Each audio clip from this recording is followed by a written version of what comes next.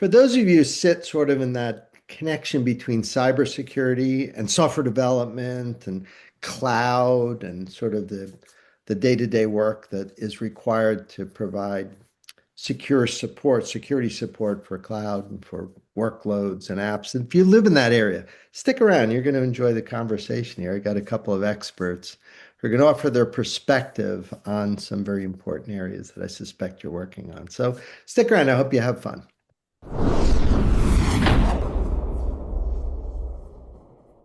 Hi, Zed Amoroso. I want to welcome you to our discussion today. I have two experts here. I'm going to have them introduce themselves, but we're going to be talking a little bit about the area of sort of making sure that what you're doing in cloud and with apps that you're building are secure. And it's the word is infrastructure. I think you're going to see that that word will come up a lot today, like making sure that as you build out your infrastructure, you're getting the configurations right.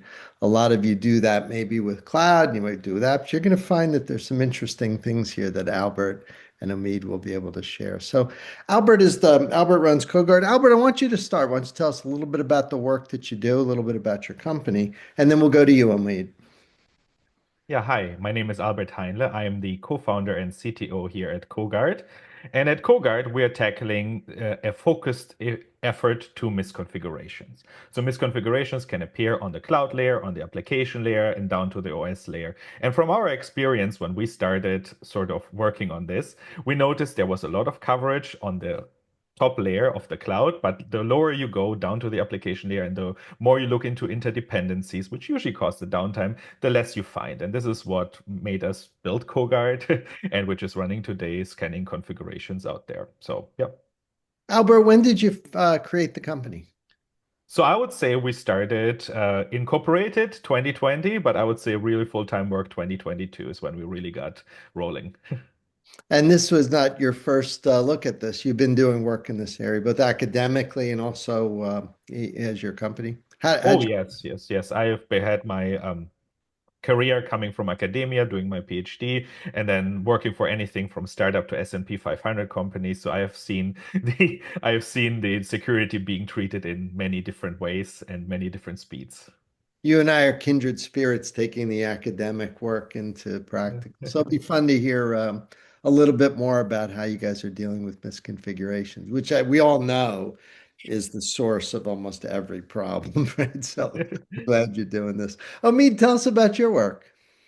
Yeah, thanks, Ed. So Omeed Nosrati, field CTO for Fastly, based in San Francisco. I've been at Fastly since 2013. And what Fastly provides is a globally distributed edge cloud platform. We provide delivery services. We're very proud of how we do it from a latency perspective as well as a reliability perspective. But even more than that, we allow our customers to build on the CDN as opposed to thinking of it as like a fire hose black box out to the world. We also provide globally distributed security services, bot detection, DDoS protection, obviously WAF, but we do it in a very different way. I won't bore you with the details now, but maybe we'll get into it a little bit later. I think the main takeaway for folks at home around Fastly is think of the edge cloud as something that you can use as a layer of speed, versatility, and something that augments your at-home services, not just something you have to deal with as a necessary evil. Um, yeah, and then as field CTO, I'm kind of, how do I say this? Mortar between the bricks, all of the bricks, lots of mortar. I work with the product team, the marketing team, obviously the field sales teams, on partnerships with Albert and CoGuard. Their tech is amazing, and literally anything else that the company can throw me at, and it's a lot of fun. You know, me, when I first started learning about CDNs, I think it was Tom Layton showing us over at Akamai years and years ago. Yep. It wasn't really a security thing, but now CDN No. really, I think we all realized that that architecture was so well suited to bot management and WAF and things that you guys are good. It's funny, so we think of CDN companies as security companies now, really. It's like security sort of taken over there. Am I reading that right? I'm guessing that that's probably the preponderance of using. Yeah, so you even see it in organizational headcount. So we have the term DevSecOps now, and we've had it for a number of years. And so the same way that DevOps was like the wall came down between developers and operations, the same thing happened on the security side.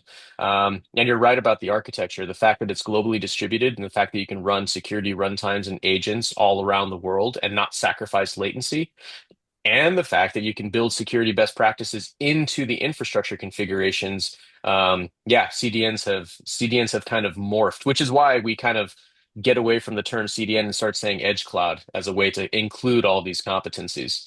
But yeah, you're totally right, Ed. Now, Albert, let's go back a little bit. When did you first start noticing this problem with configurations? And usually, when you're a company founder, you start with some recognition that there's this pretty nagging problem. What was your first recognition of the issue, and what did you notice? Well, let's start with me as a DevOps practitioner. I was working at a company and I was a very, I always like to use the word spoiled brat. As a coder, when I was writing code, I was used to all these SaaS tools telling me, hey, you're doing this wrong, or you can improve this way of coding to make this code more stable, to make this code more secure, or something like this. And then I was put into the position, can you deploy database X? Can you deploy video streaming service Y or something like this? And that was usually software and it had a bunch of configurations. So you're looking at those files, sometimes thousands of different parameters, and you're like, how the hell am I supposed to know what is right, what is wrong? How do I do this right? How do I do this wrong? What can go wrong? And you do a lot of trial and error. You're trying to figure it out. But didn't have these helpers that I had as a coder. And I was like, wow. And I view it even from this perspective when it comes to code scanning itself. We used to have very unstable software, like in the early 2000s, we all remember our blue screens and whatnot. We don't have that anymore. Well, I attribute this basically to that cycle that we had something watching over our back. And then I was looking into the news and was like, wait a minute, data breaches weekly. So we have code stability, but there is something wrong out there. And if you look into the details, into each case, very often misconfiguration comes out there. And that is one thing that I early was recognizing there. And of course, the world wasn't quite ready there or there yet, but over time, this problem has been much more recognized with, like, for example, recently with the OWASP top 10, misconfiguration rose now to number 2. And I just noticed there was just something glaring at me as a root cause of a problem. And I was thinking, how about we take the innovation of a SAST to the configuration world and ensure that people can deploy securely and fastly, no pun intended, and ensure that everything is done in a correct way and they can scale and they can do the innovation that they need to do at their needs. Omeed, do you hear similar things from your Fastly customers? Is that a common theme? Very much. Yeah. I was biting my tongue, but I'm nodding emphatically. So, our customers are very large global brands, and they typically they're somewhere on the spectrum of buy versus build. They're always somewhere in the middle. And a lot of the very large enterprises are actually more buy shops than build shops, surprisingly. Um, and so we come to POC time and we're setting up the Fastly perimeter, the security perimeter, the caching perimeter, and all of that. And customers are regularly coming back and saying, we need more time for this POC. And it's because they're finding configuration problems. They have this daisy chain of vendor to vendor to vendor, and all of them have all these different configs that sometimes play together and sometimes don't. And they find that cruft magically when it comes time for POC. So yeah, it is very common. And to Albert's point, the configs are something that folks don't think about until something goes wrong. And then when something goes wrong, it's a big issue. And then finding the culprit, and it's like a needle in a haystack. Like where do you which config was it? I have no idea because they all have dependencies on each other. It ends up being just a huge tangled web that you have to unravel. Yes, we see that all the time with customers. Interesting. Now, Albert, tell us a little bit about the platform. And a lot of people would probably be equating this sort of thing to companies like Wiz and others. Maybe you can give us a feel for the platform and also how what you do complements some of the more familiar tools that are out there doing checking for misconfig in different areas. I'd love to hear how that all pieces together. Well, yeah, that makes sense. I mean, again, this goes back to me as a DevOps practitioner to that time. So when I was doing my work with those configurations, I noticed, okay, there's a lot of Terraform scanners. There's a lot of Kubernetes scanners. I used to like to make the joke there's more Terraform scanners than there's McDonald's in the Bay Area, right? So there is just like so much of an overflow there. But then when you go into the more interesting, into the more complicated layer, which means your application and more dependencies, which each come with a different configuration file, it is basically a desert. There's nothing there, right? So, and this is sort of where we are differentiating ourselves from the existing tooling because they stop at the cloud/container layer and we go down to the application layer and even system D files on the operating system layer if you have certain embedded devices that are talking to one another. So that is where the differentiation came from for sure. And the platform itself, I mean, we have purposefully built it to the begin with like a SAST, right? We want to be inside a CI/CD pipeline. We have a discovery tool that automatically finds things within your repositories, and we have expanded it over time because we needed to pick up customers where they're at to also automatically pull the information maybe from their direct cloud deployments because not everybody is in the so-called cool kids club of infrastructure as code. So some of them are using more like the click ops and are configuring their cloud and anything that they have inside inside the web console. So we needed to add functionality to that. And we have that also embedded into the CLI. So the starting point is the CLI. You can embed it into your workflow. And and now we also have recently started also to respect the future workflow, namely agentic, where you are using a Claude instance and trying to instruct the AI to do certain misconfiguration detection. And we added a skill to actually run the CoGuard scans through that as well. So yeah. But again, if people are doing CSPM or something like that with a popular vendor, that complements what you're doing, right? I mean, they're missing a lot of what it is that you guys are Uh, seeing. Do I have that? absolutely. Absolutely. And one of the things we also noticed with one of the larger ones, which shall not be named, was Oh, you can also name them. where, which was also a case where, even if we have an overlap, sometimes we catch things that they are missing. We had a case where a problem was existing in two different EC2 instances on AWS. It was fixed on one, and the CSPM tooling said, okay, the problem is fixed in general. And we were still highlighting the second instance for them to be still fixed. So it was a very good moment of, okay, better to have a second one with overlap and don't ignore the findings of the the smaller one. Omeed, how does this kind of approach sort of integrate into the kinds of things that you guys do at Fastly? Before I say that, I'll tell you all about that for sure. But first, Albert has built something outstanding, and that when I first heard about it, I was like, "There's no way that this actually works. Like, does this actually?" And it actually does, and it's still very impressive to me that you were able to build the scan into something that is very easily integrated via CLI. It is very, very slick. But how it integrates well with Fastly. So Fastly is a highly configurable CDN. So, as I mentioned, we want our customers to rely on us to augment the way that they show up for their end users. So, anything that we can do to allow customers to move policies away from origin so that you can render responses closer to end users, that's good for latency. And anything that we can do to provide another a place where you can build new competencies for your end users outside of your origin. So, the way that we do that is through Varnish.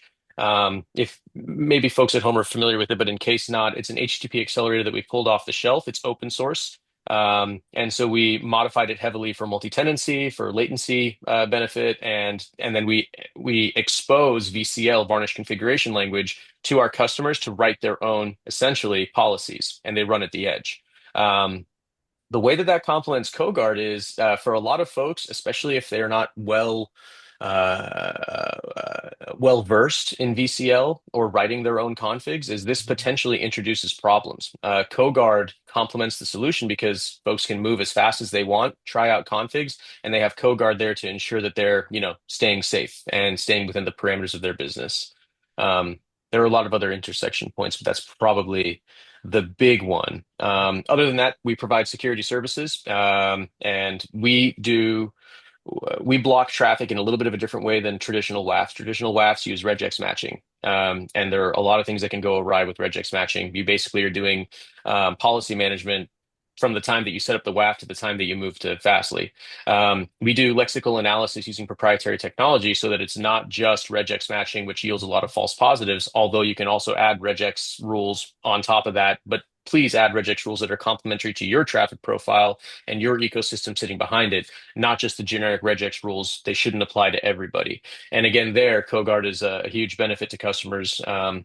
They have a very incisive ability to see if things are broken and where they need to effect a fix. The world continues to get more and more complicated as people strive to reach business goals, and CoGuard kind of keeps them. I feel like a CoGuard salesperson, but I truly I love what you guys built. Um, CoGuard keeps you in the safe zone as you move forward. I'm going to ask you, stay with you for another question, but I wanted to give you an anecdote. The first book I ever bought on regex was an O'Reilly book, and the Mhm. author was using my actual email address as an example in the book. And I wrote to him and I go, "You realize that's my email?" And he goes, "Oh my gosh, I just made it up." I said, "Well, it's an amazing coincidence." Yeah, Well, did no, it Great. pass the regex though? Did it pass the regex though? we love the O'Reilly folks. I'm reading it That's thinking, pretty funny. I was like, I wonder if like this is my personal copy and everybody somehow gets a copy with their own. I don't know. I mean, I want to stay with you and ask you a little bit about AI. Yep. Albert alluded to agentic workflow and so on. What are your thoughts here? How is this, as we're talking about this topic, what's the influence here, good or bad, in your mind of these new technologies? AI, it really, really depends on the framing of the conversation. So we could talk about what AI means for content providers. We could talk about what AI means for businesses that are trying to find efficiency. We could talk about what AI means for global infrastructure. I mean, AI has become ubiquitous very quickly. Um, from a 10,000 foot kind of perspective, AI feels like a bubble, very similar to the internet bubble. What happened with the internet? Like it was proliferated, people use it for all kinds of things, and then we settled onto best practices and standards, and now that's how the world runs today. I think AI is going to be the same thing, where right now the promise is big. We can do everything via AI. What we're finding in practice with our customers is that's not the case. It's really difficult to find really meaningful AI use cases, but there are a lot of those out there. So I think over the course of the next couple of years, we're going to find best practices, patterns, and standards that people can rely on with AI. So it's not going anywhere, and it does provide massive benefit if you know how to use it and if you're realistic about what it can provide.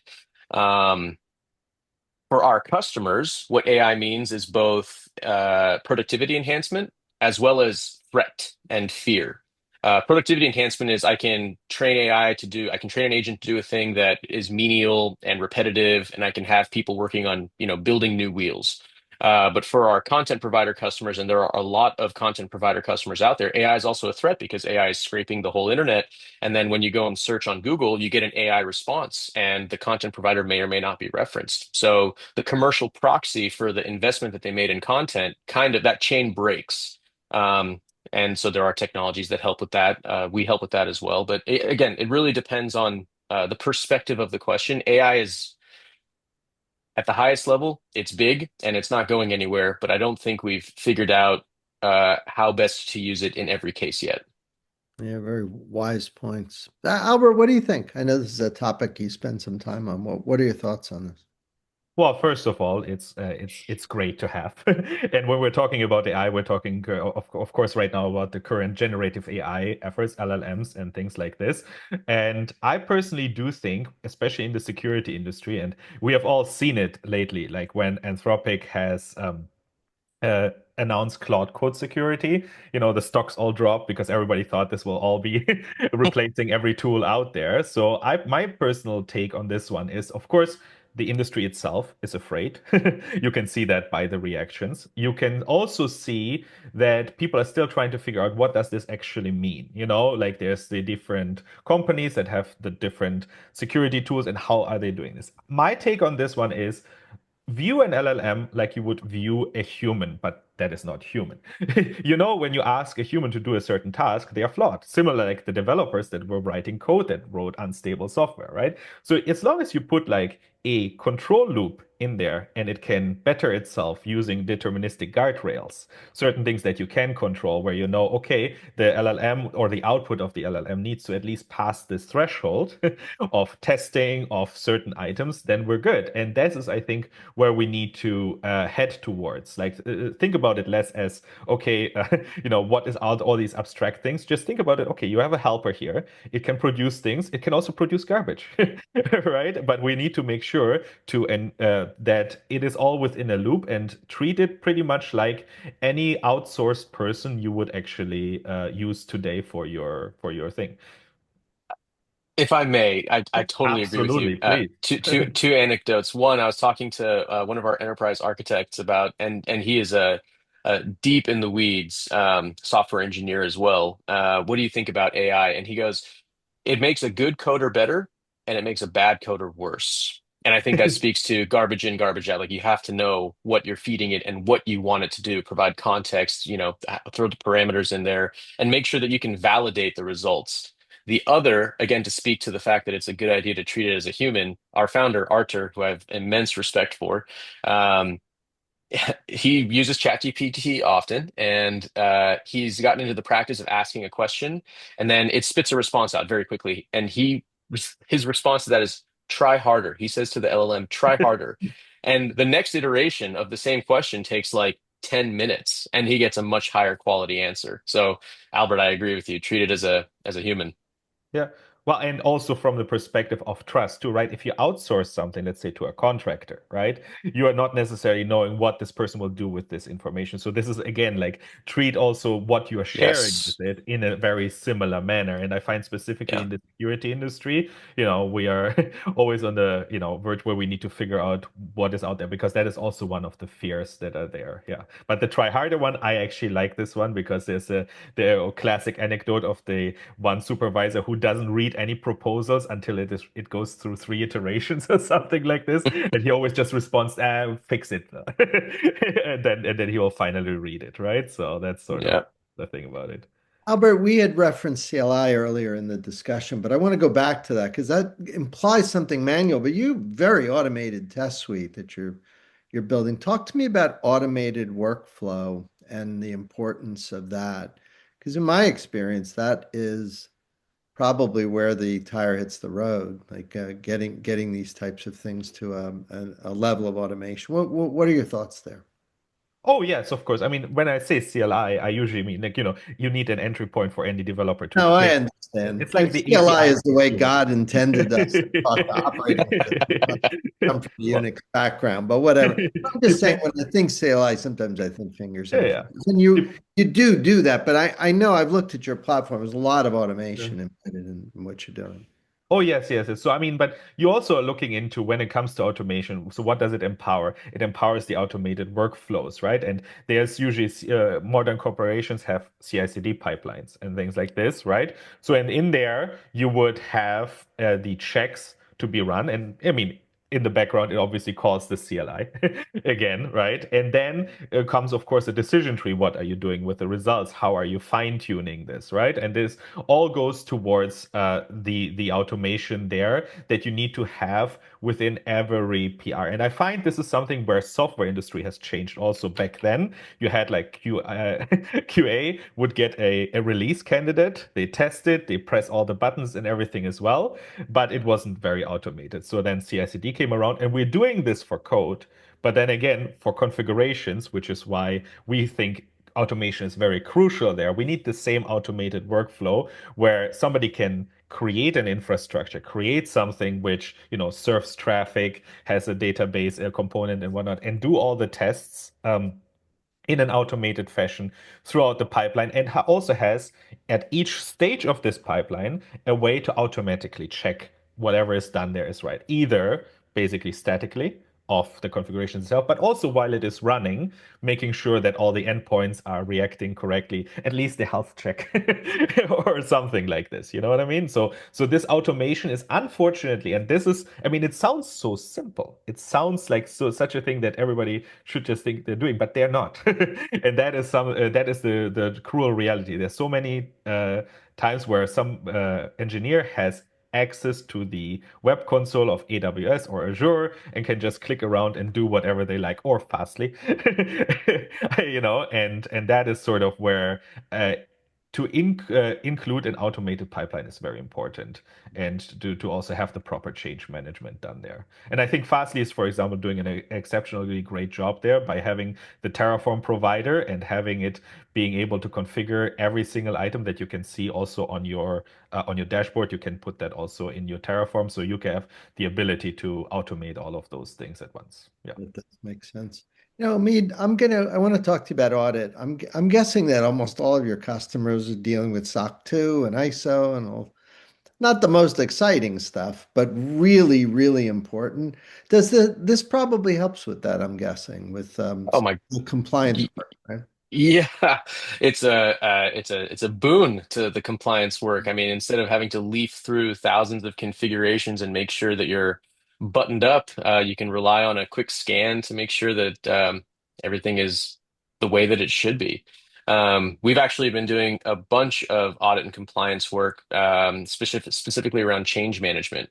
We have large organizations using Fastly, and if we don't give them a paper trail on who had access to what and made what changes at what time, we're a non-starter for a lot of those organizations.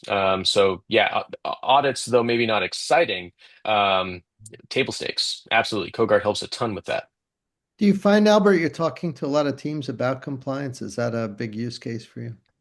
It is actually very interesting because many times people, when they think about compliance, there's the types of companies who have never had any touch point with compliance and then don't even know that they need, for example, a CPA or something like this to actually go Yeah. in the end through it. So there's this level. But I find it is definitely something that can drive a buying decision, right? But I find in general, yeah, it's a double-edged sword at times, because there's also a very crowded, saturated market out there of everyone promising a lot of things, and in the end, I find from a technology perspective, a huge component of people thinking twice again about this is the fact that they need to, in the end, hire a CPA either way. So, for a preparation perspective, yes, we have seen it. Yes, we have done it, but we find it's not as big of a space that you can actually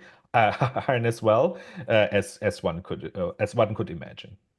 Yeah. In the last Uh, few minutes that we have here, I'm going to ask you guys to take out the crystal balls here and help me understand. I mean, the irony here is that this is such a new thing that you've done here. It's a unique capability. Omeed, I noticed the same thing when I first met Albert, that this struck me as a very unique capability. But Omeed, I'll start with you. Do you see this as becoming kind of a mainstream thing, or maybe there's some other prediction that you would offer in this area? with regard to config, what I call config delinting, Albert, you kind of undersold it, at least relative to my perception. There is not another company doing what CoGuard does in the way that CoGuard does it. So if I were to extrapolate over the fullness of time, I would not be surprised if CoGuard scans are available everywhere, and folks are relying on it as, the first and last line of defense, for making sure that they're moving safely and they're auditable, and they're reducing their attack surfaces. Again, I haven't found anything like CoGuard. So if I look to the future, as long as everything works well, I think CoGuard ends up everywhere. Well, I think that Albert is going to be very grateful to you for saying that. So that, Well, yeah, as a technologist, I don't have to speak. Albert, any thoughts to the future? What sorts of things are you working on now? What capabilities are you adding to your platform? So when it comes to the future, of course, one of the things that we're always trying to stay on top with is support for as many clouds and as many software pieces as possible so that we can support anybody's infrastructure in its heterogeneous way as much as as is possible, because there's always new tools coming out, always new things that are everybody says people should be implementing. So of course, but that is the natural growth. The other piece that I feel like that we're putting a lot of focus on is the change of workflow right now, right? So we need to, of course, we started, as I mentioned, with the Claude skill, but we need to figure out how do people actually manage this now moving forward? How will the world change with respect to how infrastructure as code is being handled? I mean, and these are all the questions which I wish I knew the answers right now for, but my prediction is that things will be moving towards more efficient ways of defining infrastructure and even more complicated ways that an AI can handle and that the human or a deterministic scanner can review. So we will go towards more configurability for sure. And we will be able to see more DevOps workflows that are less reliant on the web interface, because frankly, all the AI agents, they are not able to really click around there. So they will use the APIs, which is then again a blessing in disguise for us, because this is the exact workflow that we want to promote for people to use. And I mean, as you mentioned, Omeed, yourself, right? You need like this trail. Who did which change when? You cannot really provide this unless you really have this change management and the agent doing this. So I personally see, like, when it comes to like future vision, I am very excited to see how the workflow really changes in the DevOps area. I just know it will. Claude and the way how coders are working is probably the way it will go. But who knows? Maybe there will be something new coming up, maybe even a new way of defining cloud resources. But yeah, that is the future will hold. In terms of follow-up, I know both of you guys are online, so people can probably find you guys on LinkedIn if they need to. Fastly is an easy company to find. Everybody knows you guys. I'm guessing if people want to reach out and learn more about your products, that's an easy thing to do. I hope they'll do that through the website or through their sales rep. And Omeed, thank you so much for participating. Love the your contributions, amazing here. Albert, on your side, website probably best place for people to reach out for a little information, right? Yes, absolutely. Website or the generic info@coguard.io will always be answered. It gets alias to your inbox. So, and so well, listen, you guys are both so at the cutting edge. I appreciate you spending some time here and keep up the good work, Omid. Fastly is a cool company. And Albert, keep up your good work. Let's hope that what you do scales out and becomes very mainstream across all aspects of cloud and apps and OSs. Thank you. Thanks, Ed. Very cool. And for everybody else watching, we'll see you all next time.